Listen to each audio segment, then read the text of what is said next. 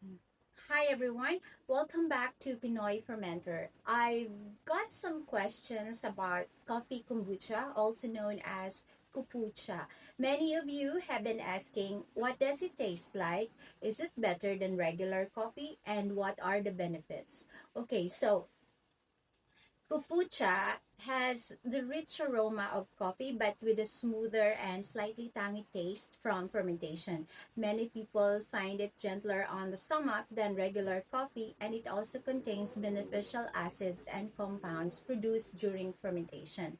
Today, I'll show you exactly how I make it at home, step by step, and this recipe uses a two-stage fermentation process to develop its unique flavor. So if you're curious, about coffee kombucha and you want to try making your own, you're in the right place to check this out. Today we're making coffee kombucha or kofucha.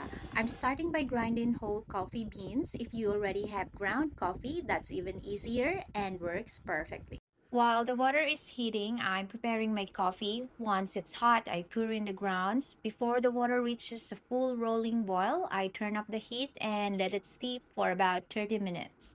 This gives a smoother, more balanced coffee flavor without too much bitterness. Now, I'm choosing a jar for the first fermentation. Picking the right jar is important.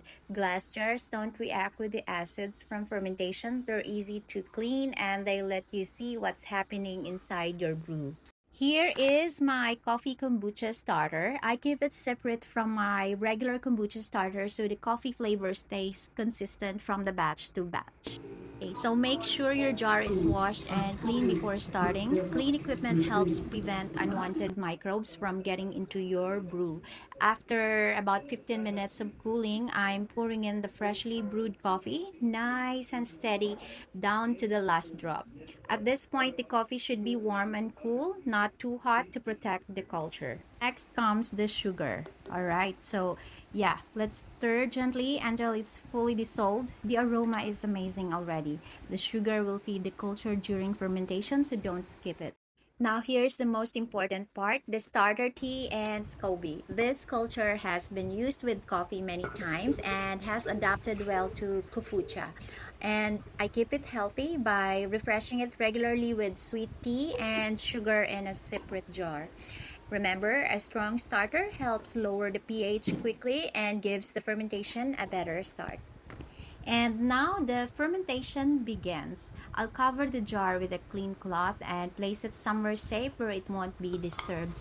Depending on the weather, this usually takes around 5 days. See you in 5 days and thank you so much for watching. Bye!